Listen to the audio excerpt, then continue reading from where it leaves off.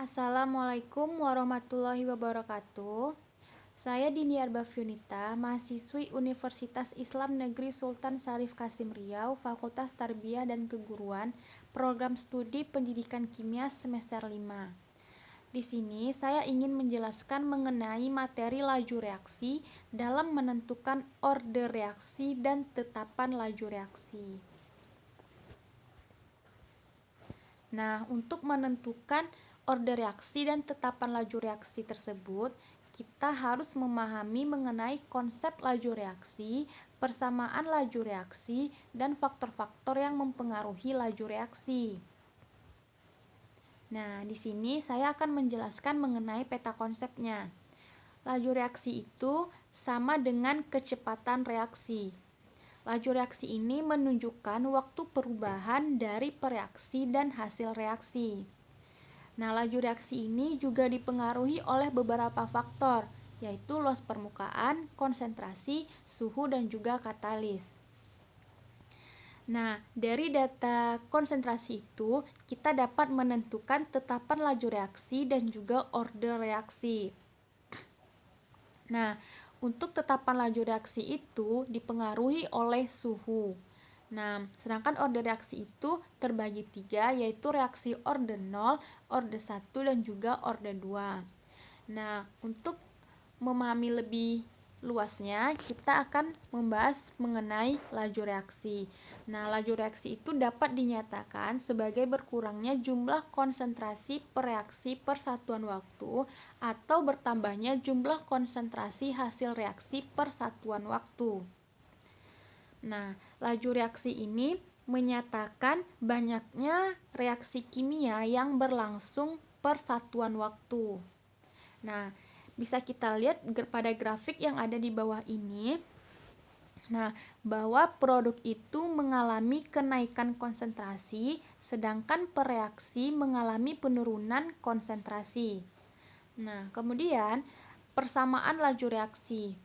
Hubungan kuantitatif antara perubahan konsentrasi dengan laju reaksi dinyatakan dengan persamaan laju reaksi atau hukum laju reaksi. Nah, persamaan umumnya seperti yang ada di bawah ini, laju sama dengan K konsentrasi A pangkat A kecil, konsentrasi B pangkat B kecil.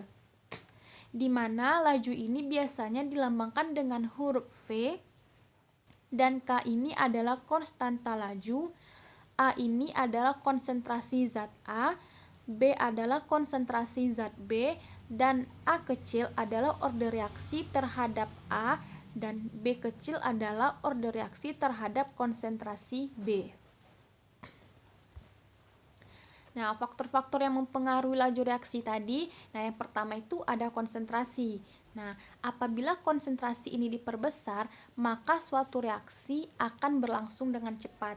Nah, konsentrasi ini berbanding lurus dengan laju reaksi. Semakin besarnya konsentrasi, maka laju reaksi itu juga akan semakin cepat. Nah, peningkatan konsentrasi tersebut itu menyebabkan jumlah partikel juga akan meningkat pada volume tersebut. Nah, yang kedua ini adalah suhu. Semakin tinggi suhu, maka laju reaksi akan berlangsung semakin cepat. Nah, dengan bertambah atau meningkatnya suhu tersebut, maka itu akan mempercepat laju reaksi. Nah, karena energi gerak atau energi kinetik suatu partikel itu juga ikut meningkat. Selanjutnya itu luas permukaan. Semakin luas permukaan bidang sentuh, maka laju reaksi juga akan semakin cepat. Nah, luas permukaan ini, semakin besarnya luas permukaan sentuh, maka menyebabkan tumbukan itu semakin banyak. Nah, sehingga semakin banyaknya bidang sentuh yang bersentuhan, sehingga laju reaksi itu akan semakin cepat. Nah, yang terakhir itu ada katalis. Nah, katalis adalah suatu zat yang dapat mempercepat suatu reaksi. Nah, kenapa sih katalis itu dapat mempercepat suatu reaksi? Karena katalis ini dapat menurunkan energi aktivasi. Nah, seperti yang kita lihat pada grafik yang di bawah ini, bahwa garis yang berwarna ungu itu adalah energi aktivasi tanpa katalis. Nah, terlihat bahwa energinya itu meningkat.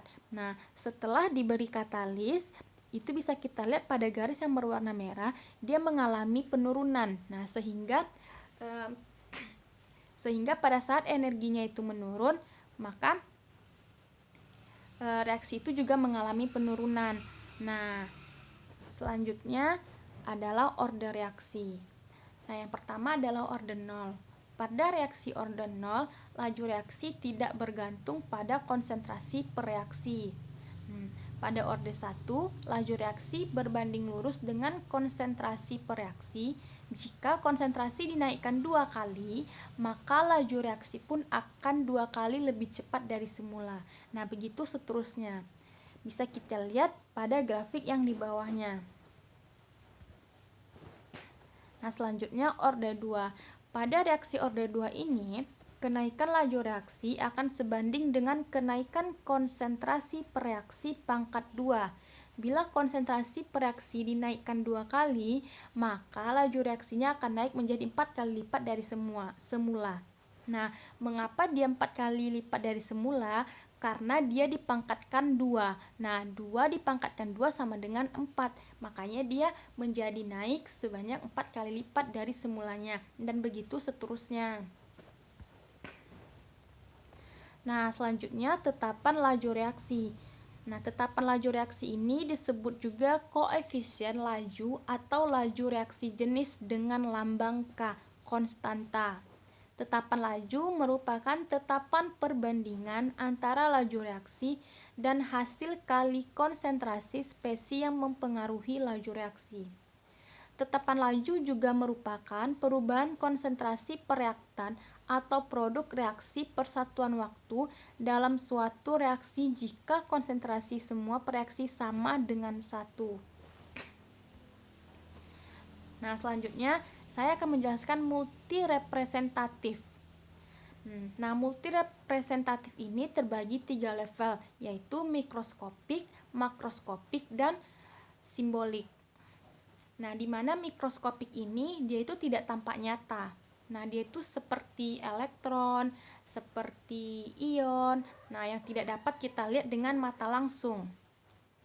Nah, contohnya dari reaksi HCl ditambah CaCO3 menghasilkan CaCl2 ditambah H2O ditambah CO2.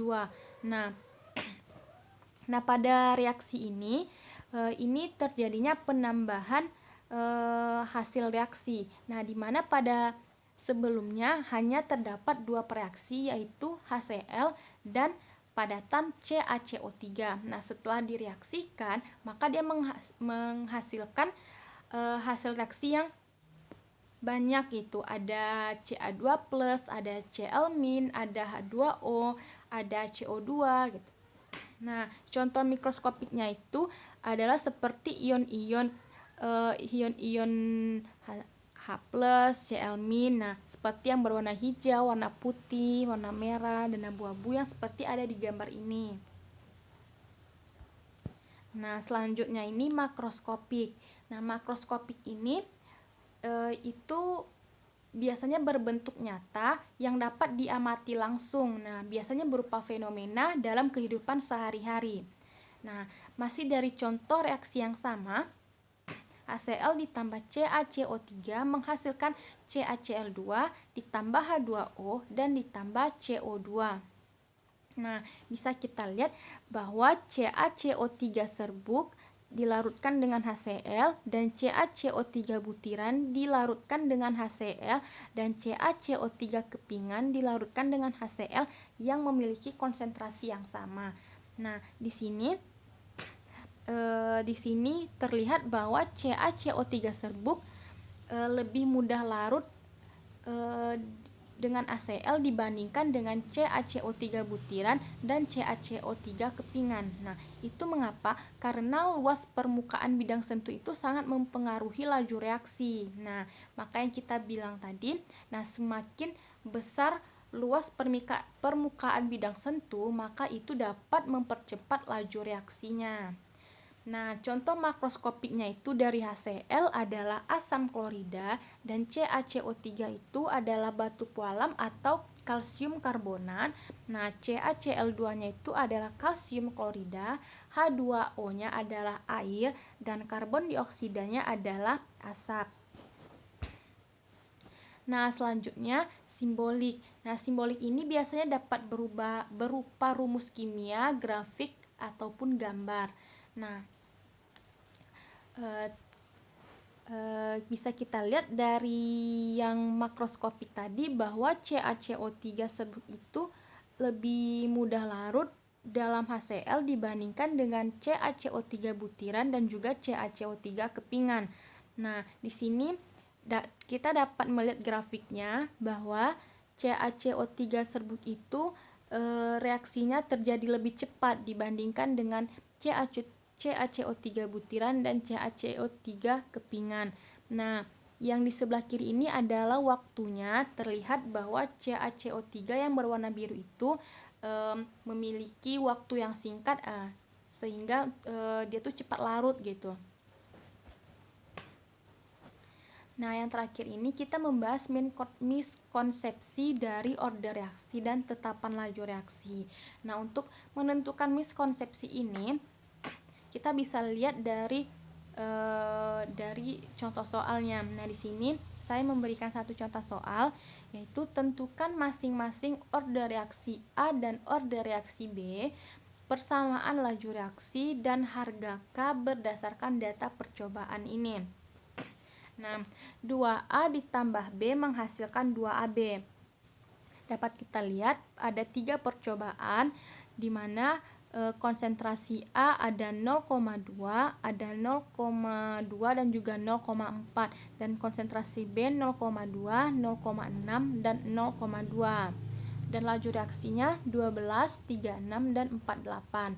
Nah, untuk menyelesaikan order reaksi ini kita memiliki beberapa tahap atau langkah-langkah yang harus diperhatikan. Nah, pertama kita harus memilih 2 data percobaan yang salah satunya memiliki konsentrasi yang sama. Nah, contohnya itu konsentrasi yang sama itu adalah konsentrasi yang percobaan pertama.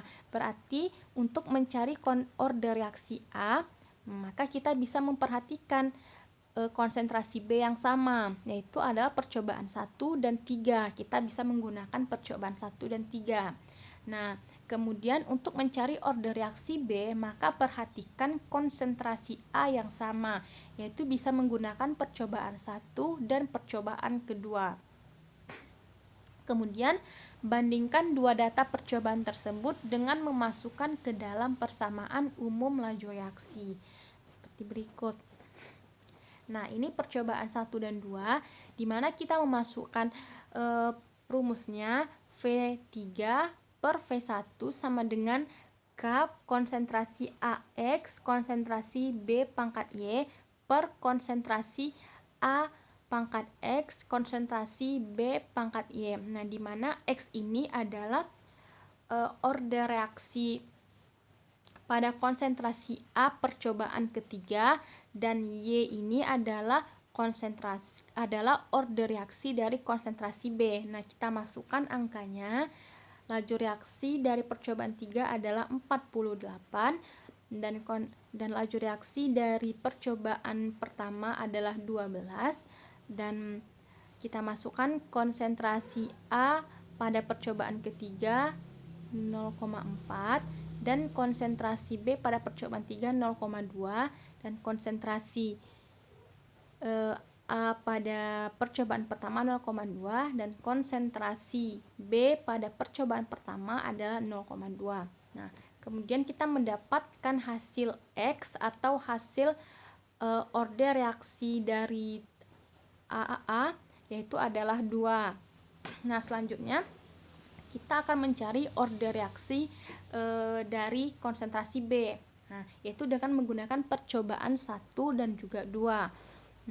Kita masukkan angkanya seperti contoh yang di sampingnya. pada laju reaksi persamaan kedua itu adalah 36 dan laju reaksi pada percobaan pertama adalah 12 dan konsentrasi A pada percobaan kedua adalah 0,2, konsentrasi A pada percobaan pertama adalah 0,2 dan konsentrasi B pada percobaan kedua adalah 0,6 dan konsentrasi B pada percobaan pertama adalah 0,2. Dan kita dapat hasil order reaksi dari B itu adalah 1.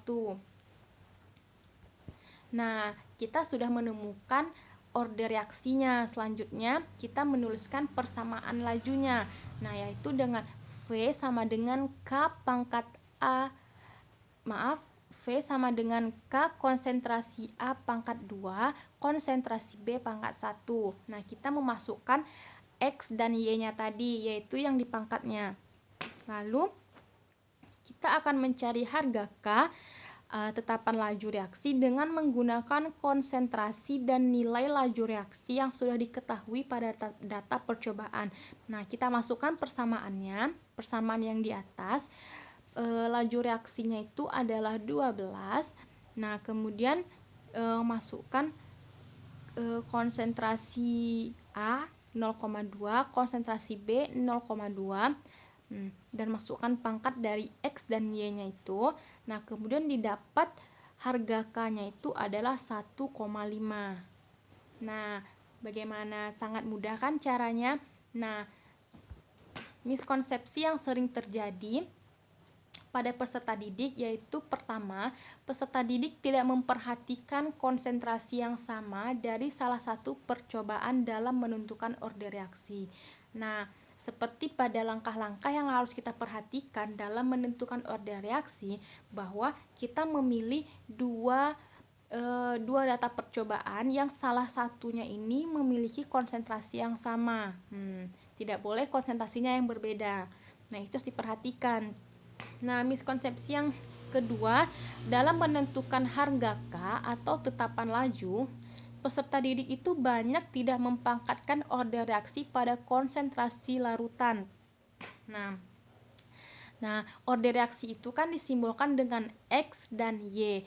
Nah, banyak peserta didik yang mengabaikan X dan Y. Nah, pada saat dia disuruh untuk mencari tetapan laju reaksi atau harga K, nah peserta didik itu langsung memasukkan persamaan V sama dengan K konsentrasi A konsentrasi B tanpa mempangkatkan X dan Y-nya. Nah, itu tidak boleh, itu adalah kesalahan. Itu salah, hasilnya akan salah. Oke, sekian penjelasan dari saya. Maaf apabila ada kekurangan, dan terima kasih. Assalamualaikum warahmatullahi wabarakatuh.